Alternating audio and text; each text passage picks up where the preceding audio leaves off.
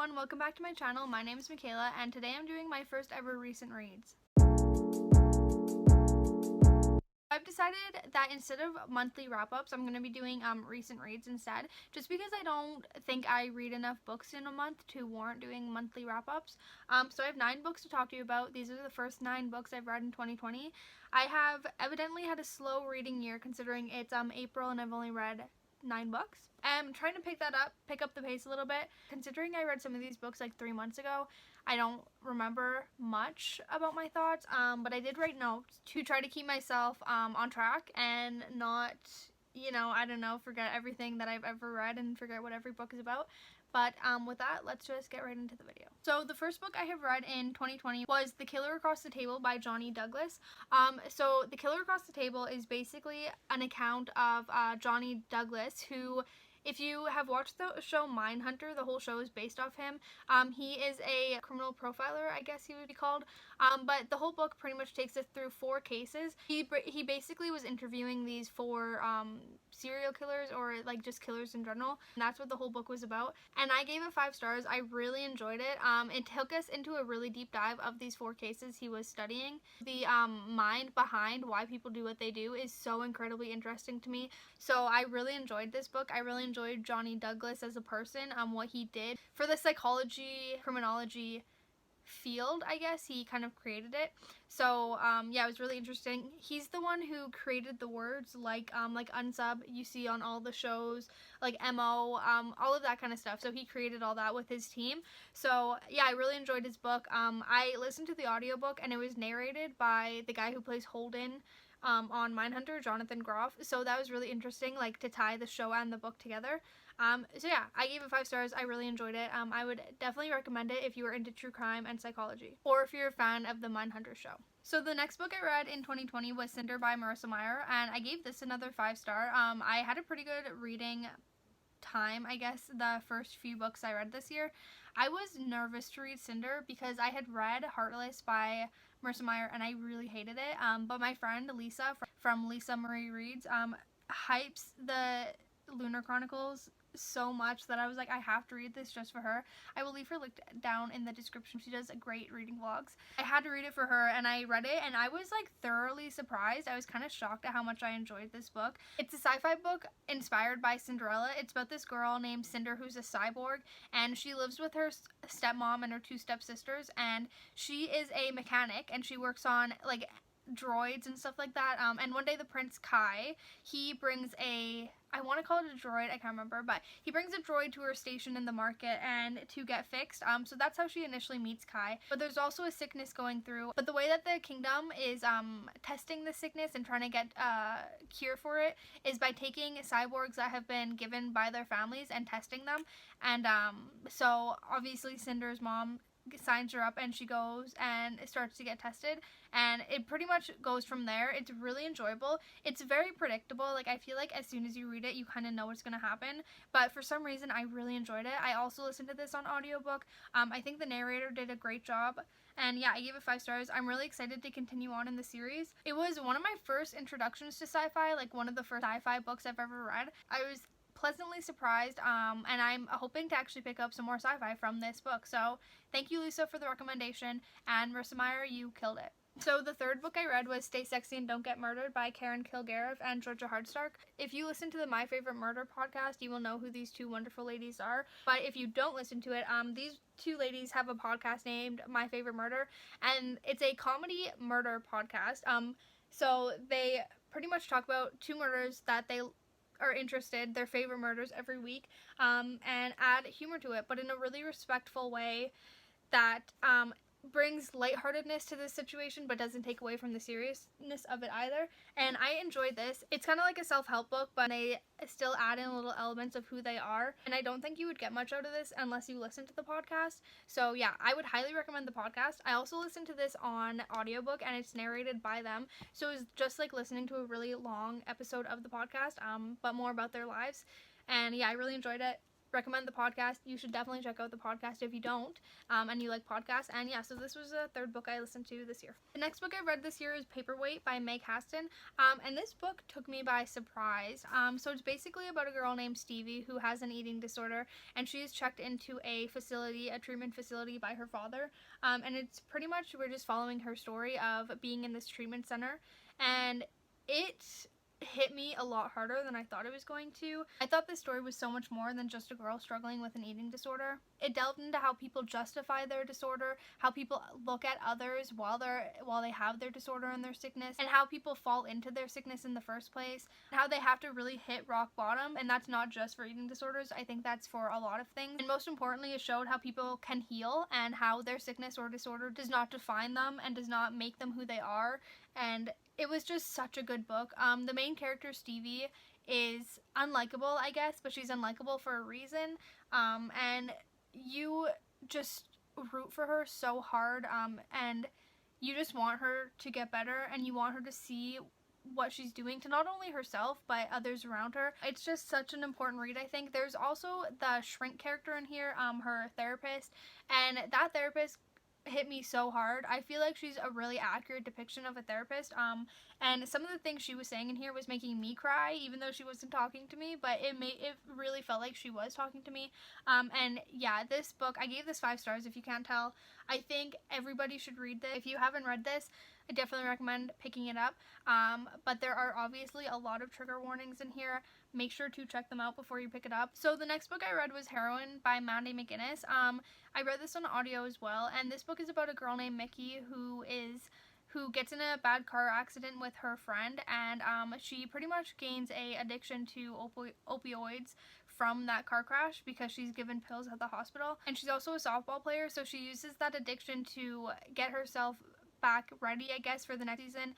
And also she just falls into a really deep dark hole of addiction. This book I gave 5 stars as well, and this book is kind of really important to me. I have a family member, or a couple family members, who struggle with addiction, and so addiction is just really close to my heart, and I think that this was a really accurate portrayal. I'll never forget when a kid in my high school psychology class asked, like, why would people even do drugs if it hurt the people around them, or like why would they just not stop?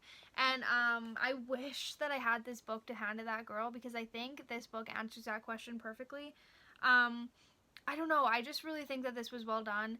I think that Mickey was very developed, our main character, and it was definitely a slow book. Like, it had no plot. It was definitely a character study instead, and those are my favorite types of books. So yeah, I really enjoyed this.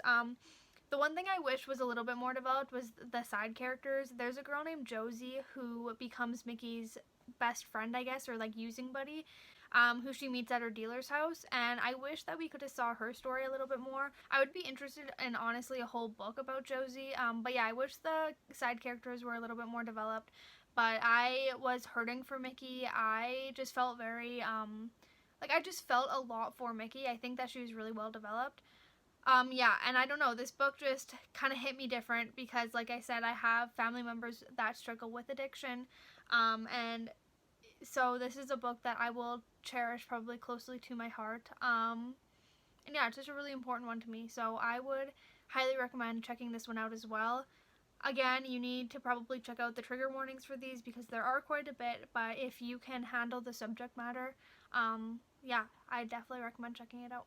The next book I read was Every Heart a Doorway by Seanan McGuire. This was actually a reread for me, and I ended up giving it 3 stars. So here's the thing, I almost feel like the books are too short, but not at the same time. I listened to this on audio as well, and I ended up getting bored halfway through. Like, I wanted the story to progress faster, even though it's only 200 pages, so how slow was it really progressing? I enjoy the concept of these books.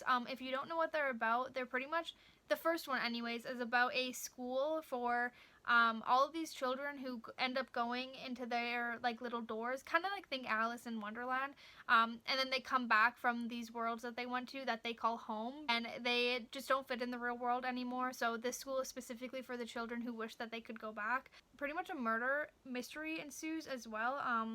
It's interesting, but it's only a 3-star read for me. It's definitely not my favorite series. Like, some people absolutely adore it. I reread it because I want to continue on in the series, and I'll probably be continuing on in the series. Like, the reread wasn't enough for me to not want to continue. but I find it a little bit boring. It's very whimsical writing, which I don't typically mind, but for some reason, I don't know. Like, I enjoyed it, don't get me wrong, but I think that I might be a little bit more interested in specific characters' backgrounds, which I know that a lot of the next books in the series do. Like, they delve more into each character or specific characters, so I think I'll be more into the next books in the series than this first one. So it's definitely not my favorite book, but I gave it 3 stars, so I still enjoy it. That's not a bad rating in my books, but it's for sure not one of my favorites either. So the next book I read was Pucked by Helena Hunting. This is a hockey romance, and it's about this girl named Violet. I can't even remember. I want to say her name is Violet, but it's about Violet, and her stepbrother is a well-known hockey player in the NHL, and she has pretty much swore off hockey boys. She dated a hockey boy once, and it went really bad, so she swore them off. She thinks that they are all bad people, that they're just players, everything, until she meets Alex, and pretty much she meets Alex, and her thoughts kind of change on hockey boys in general. I gave it 3 stars, but like a low 3 stars. The 3 stars was very much for my enjoyment of it, because honestly, I did enjoy it. It's kind of one of those books that like is like almost escapism that you read just really quick because, I don't know, it's fun to read. But there was a lot of miscommunication in this book that I'm like, holy fuck, like I wish that the characters would just talk to each other. I wish that Violet would just send Alex a text saying whatever she's feeling instead of legit blocking him on everything, and like, I don't know, like changing her number. Like, she literally changed her number, she moved, and I'm like, that's a little bit extreme, girl. Like, get your priorities straight. I don't know, it's fun though, and it's like a huge series, and they all follow different characters in the story. I know the next book follows Violet's best friend, and so I'll probably continue on in the series. It's very smutty, which is great. I love that. And it was just fun. It was just fun. I just enjoyed it. So if you're looking for like a sports romance, I don't know if I would recommend Pucked in the sense that it's a great book, but I would recommend it, and I enjoyed it. So yeah, that's that. And the next book I read was Dragon Hearts by Nikita Gill, Amanda Lovelace, and Tristan Mateer. So this is a poetry collection by all of these 3 lovely poets, and I enjoyed it. I gave it 4 stars. A lot of poetry collections I read are like sad, and this was a different take, which I really enjoyed and I thought was refreshing. It's all about sisterhood, and it's about like creating your family that might not be blood ties, but that you connect with on a different level, and that support you, and that you can go to when you need somebody, and I really enjoyed this. I already know I enjoy Amanda Lovelace's poetry, but I definitely think I enjoy Tristan Mateer and Nikita Gill's as well, so I will definitely be picking up their poetry collections. But yeah, I enjoyed this. It was a refreshing take on a poetry collection that I personally don't read a lot of. There are a lot of trigger warnings as well. It's about these people building themselves back up from hardships they've faced. I think there's a trigger warning section in the beginning, so maybe I'll just read that for you guys. So the trigger warnings are intimate partner violence, intimate partner abuse, child abuse, emotional abuse, stalking, queerphobia, sexism, mental health issues, body image issues, bullying, trauma, death, violence, fire, blood, and gore.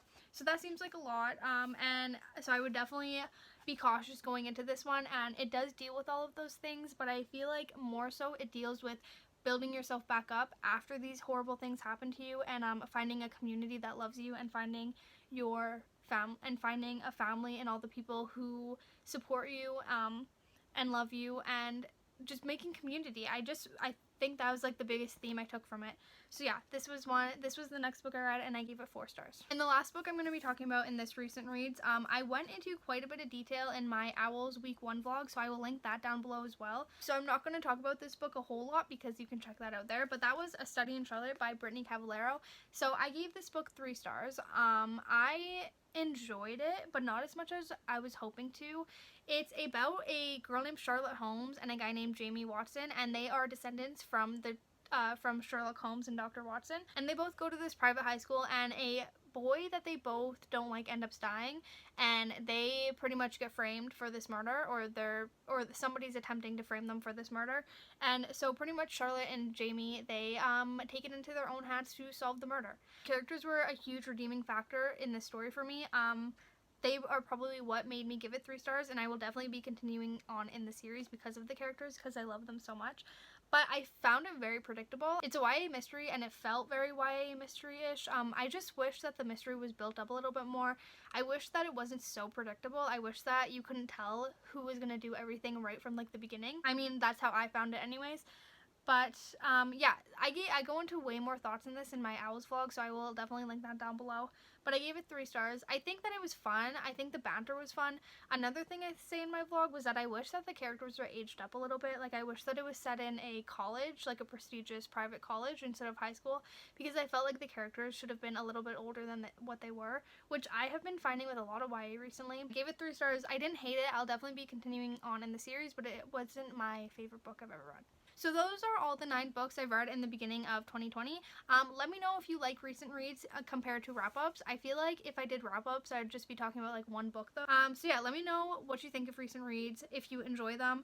I was thinking that I should do 10 books each recent reads, but I just decided to start with 9 to see how it would go. Make sure to like, comment, subscribe, do all that fun stuff, and I will catch you in my next one.